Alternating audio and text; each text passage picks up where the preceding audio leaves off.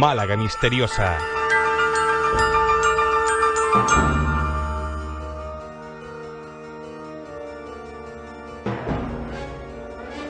Una semana más en Málaga Misteriosa, en Ser Guadalhorce, como siempre con la compañía de José Manuel Frías, a quien ya tenemos por aquí. Hola. Hola, Abel, buenas tardes. Bueno, a ver, cuéntanos un poco, ¿de qué hablamos hoy? Hoy vamos a hacer otro viaje a un lugar especial, otra coordenada mágica donde ocurren fenómenos paranormales, en este caso al pueblo de Namocarra, de nuevo la Sarquía mágica tan especial, y es un edificio que une dentro de él a distintos elementos como son fenómenos paranormales, movimientos de objetos, visiones de seres extraños y que se han percibido en una biblioteca, en una emisora de radio y también en algunas viviendas particulares. Todo el edificio, digamos que formaría parte de ese enclave encantado, ¿no? Donde más cosas ocurren es en la emisora. Te voy a contar por parte cada uno de los lugares donde ocurren estos fenómenos y luego vamos a intentar dar una explicación a todo lo que está ocurriendo, por qué se ha producido este tipo de sucesos desde hace pues casi 20 años, ¿no? En ese edificio, como antes te decía, formado por biblioteca, por emisora de radio local y también por viviendas particulares, en lo que son las calles Doctor Gómez Clavero y Federico García Lorca, desde hace 2 décadas numerosos vecinos han vivido experiencias extrañas, pero el principal foco ha sido la emisora de radio Onda Libre, donde muchísima gente, incluso locutores también, visitantes, han podido pues vivir el miedo, ¿no? Hay, por ejemplo, locutores que han terminado dimitiendo porque han pasado experiencias que les han superado, incluso invitados que acuden y dicen sentirse incómodos, y más de uno que ha llegado al lugar, ha mirado a la escalera que sube a la primera planta y directamente se ha marchado porque ha sentido una presencia que lo observaba. Hay muchos que dicen que hay extraños seres que de alguna forma pasean por delante tuyo como sombras errantes, ¿no? Que han aterrado a muchísimas personas, sobre todo en el pasillo de la primera planta, esas sombras, esas figuras errantes. También el sonido, por ejemplo, de un dicen despertador fantasma, o sea, un timbre que suena pero que nadie sabe dónde es. Intentas localizarlo y parece que el sonido va modificando de un lugar a otro cuando vas cambiando de habitaciones.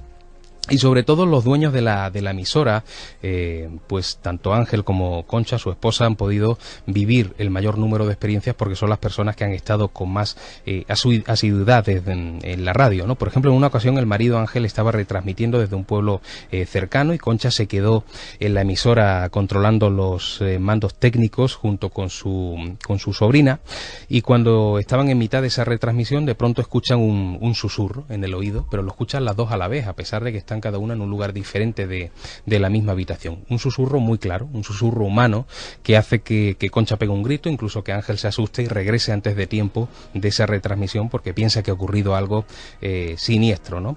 Luego han habido una serie de desajustes técnicos que nadie ha podido explicar, como por ejemplo el hecho de que hay muchos vecinos que incluso a día de hoy todavía se quejan de que en mitad de la noche empieza a sonar la música muy alta, y es algo que Ángel no entiende porque como experto que es en el mundo de la radio, cuando se marcha de allí por la noche pone el potenciómetro en el nivel que tiene que ponerlo. De hecho, allí no tiene por qué sonar música en mitad de la noche. Pues hay una mano invisible que de pronto sube el volumen y aquello empieza a molestar a todos los vecinos.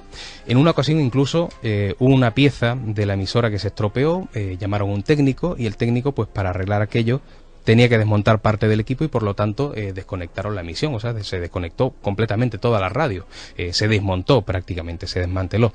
Pues bueno, a los pocos minutos llega Concha, que estaba en otra habitación haciendo un trabajo, y dice que está sorprendida de que se haya arreglado con tanta rapidez la radio, ¿no? Entonces le dice a Ángel, no se ha arreglado todavía, de hecho está el técnico ahí desmontando las piezas.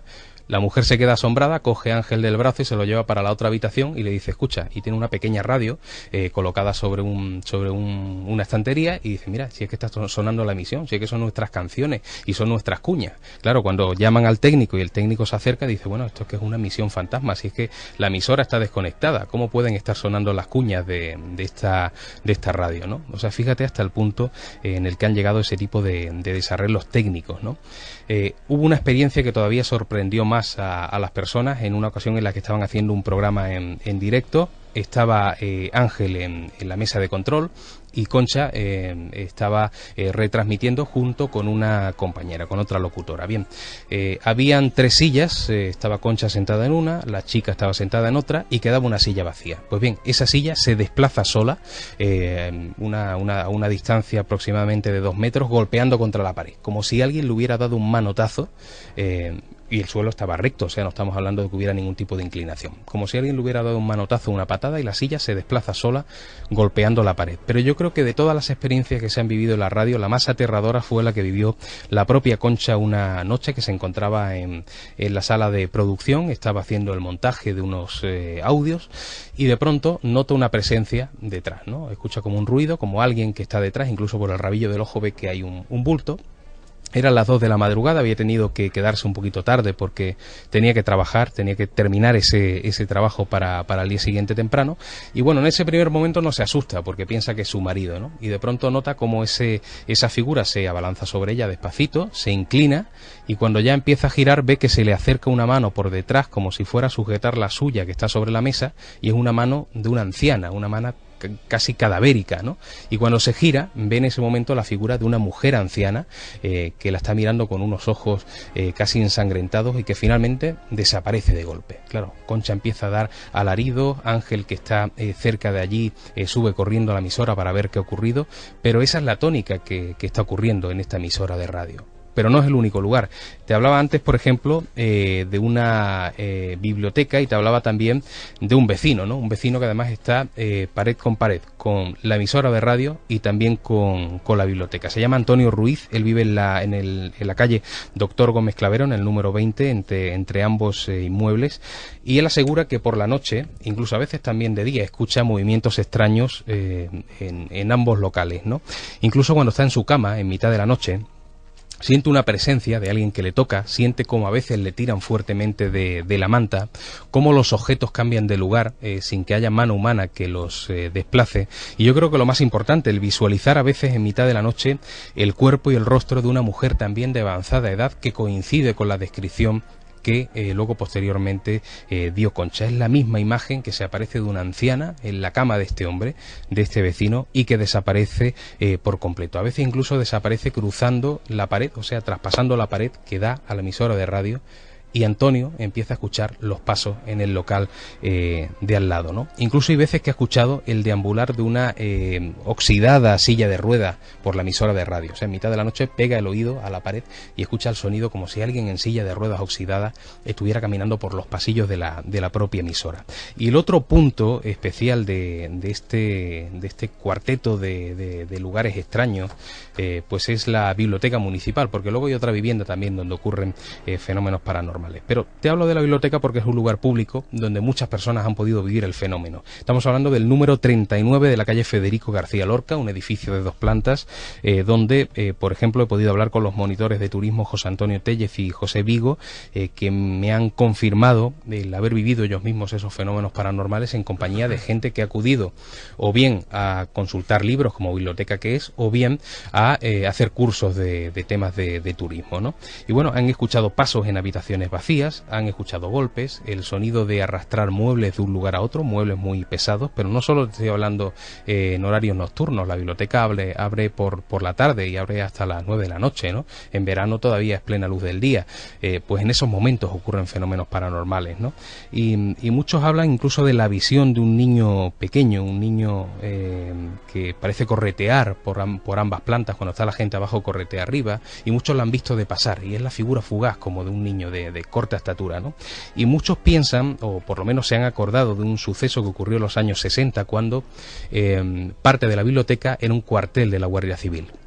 Allí había un guardia civil que olvidó, por desgracia, su revólver cargado sobre una mesa. Él siempre solía guardarlo en una caja fuerte, pero esa vez se lo dejó sobre la mesa y su hijo lo cogió, empezó a jugar con él, junto con un amigo, empezaron a jugar a corretear por la casa con la pistola, y al niño se le escapó un tiro, con tan mala suerte de que esa bala impactó contra la cabeza del otro niño que murió en el acto, ¿no? Entonces muchos lo relacionan, piensan que ese niño que se aparece es aquel niño que murió, ¿no? Ahora, lo que no podemos explicar por qué este fenómeno se manifiesta, o sea, se ocurrió en la década de los 60, por qué se empezó a manifestar hace 20 años, ¿no?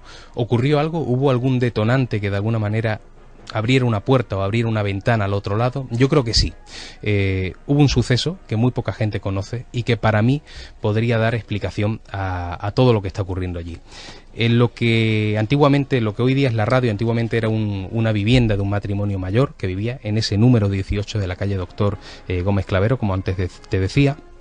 Cuando muere el marido, las 3 hijas que tenía se independizaron, pero cuando la madre entra en una enfermedad degenerativa, se vuelve ya una mujer anciana y senil, una de las hijas, concretamente Carmelina, se queda al cuidado de la madre. Y se queda al cuidado de la madre, además de manera totalmente intensa, amándola hasta el último momento. Entonces la madre decide dejar en herencia la casa a esta hija, como además era lo justo. Pero cuando fallece y finalmente se comprueba que efectivamente en la herencia le pertenece la casa a ella oficialmente, las otras hermanas se indignan y deciden hacer sesiones espiritistas dentro de este mismo edificio, para de alguna forma despertar una energía maligna que actúe contra todo aquel que viva en la casa, ¿no?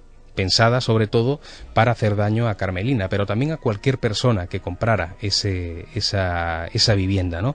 Entonces, bueno, no sabemos exactamente qué es lo que hicieron, pero sí personas que hablan de invocaciones espiritistas, que era sesiones ouija, intentar llamar a la negatividad, ¿no?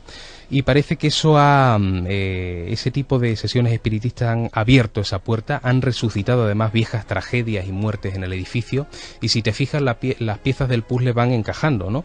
Esa puerta abierta ha hecho que, por ejemplo, la figura infantil de aquel niño que murió víctima de un disparo se aparezca justo a partir de que se hace la sesión espiritista. También el sonido de esa silla de ruedas hace recordar al sonido de la silla de ruedas del antiguo dueño del inmueble, aquel señor que murió precisamente en silla de ruedas. Murió no siendo muy mayor, pero sí tenía una enfermedad que le impedía andar. Silla que, por cierto, se conserva todavía en uno de los cuartos de la emisora de radio. Y luego aquella mujer anciana fallecida, la madre de Carmelina, que parece que también después de esa sesión espiritista esa puerta abierta ha hecho que ella penetre en este mundo y que se aparezca. De hecho, tanto Concha como Antonio, ese vecino, ambos han podido ver esa figura espectral, y cuando luego han visto fotografías de esta anciana han descubierto y han verificado que aquella mujer es la que se les aparece, ¿no? O sea que vemos que a veces los métodos de contactos, los métodos espiritistas no son un juego, y que en algunas ocasiones pueden ocasionar pues situaciones que se nos escapen de las manos, que es lo que ha ocurrido aquí precisamente. Bueno, tratándose de una emisora de radio, ¿sabes si se han hecho algún tipo de pruebas de grabación de psicofonías? O... Sí, ahí recuerdo que durante mi investigación coincidí con un locutor que hacía un programa allí y que además era aficionado a este tipo de temas, con lo cual me decía que había hecho varias grabaciones psicofónicas, que había obtenido voces, sobre todo de una mujer anciana, que a veces parecía que le costaba respirar, y me hablaba también de fotografías. Se habían hecho fotografías en el lugar donde se advertían luces extrañas que parecían estar muy cerca de donde había personas, ¿no? Como si quisiera acercarse al ser humano, ¿no? Y bueno, muchas más personas que han estado por allí, que han hecho investigaciones, aseguran que todo esto es cierto. O sea, se graban psicofonías, se graban psicoimágenes, se sacan fotografías extrañas, ¿no? Es un lugar especial, un lugar donde sobre todo la gente siente miedo por este tipo de fenómenos, pero que aquello es casi un paraíso para los amantes del misterio. Una vez se abre este tipo de puertas, sí, que hemos dicho, ¿es posible cerrarla? No se sabe, o sea, se sabe que se pueden abrir, y de hecho aquí ha ocurrido, ¿no? Hay lugares que son completamente tranquilos, donde sí, sabemos que en el pasado han ocurrido hechos trágicos, ¿no? Pero en ese lugar no ocurre nunca nada. Hay una serie de detonantes que sí hace que ese pasado resucite. A veces son obras. Cuando hay obras de reforma, parece que esas cosas que han ocurrido anteriormente resucitan, pero otros son, otro tipo de detonantes son los métodos espiritistas, ¿no? Y bueno, se sabe que sí, que se abrió esa puerta, que a raíz de esas sesiones ouija, algo se abrió, y todo lo que ocurrió en el pasado, toda la gente que ha muerto en el lugar o que ha estado vinculada con el lugar y que está muerta, parece que se manifiesta en ese sitio, ¿no? Ahora, en cuanto a cerrar esa puerta, ¿es lo malo? No se sabe cómo se puede hacer. Hay personas que dicen sí, que lo saben, que hay métodos especiales de limpieza. Yo no creo que sean muy fiables, ¿no? A veces es difícil cerrar una puerta que se ha abierto, sobre todo en el campo del misterio y del espiritismo, ¿no? Yo personalmente no sabría decirte cómo se puede cerrar esa puerta. La mejor manera es no abrirla nunca, sobre todo cuando se trata de personas que no están muy metidas en este mundo y que lo hacen simplemente por un juego, o como es el caso de esta historia, por una venganza, ¿no? Es un peligro muy grande porque es una puerta muy fácil de abrir, pero muy difícil de cerrar. Perfecto, pues lo dejamos aquí. La semana que viene seguimos con más. Muchas gracias. Málaga Misteriosa.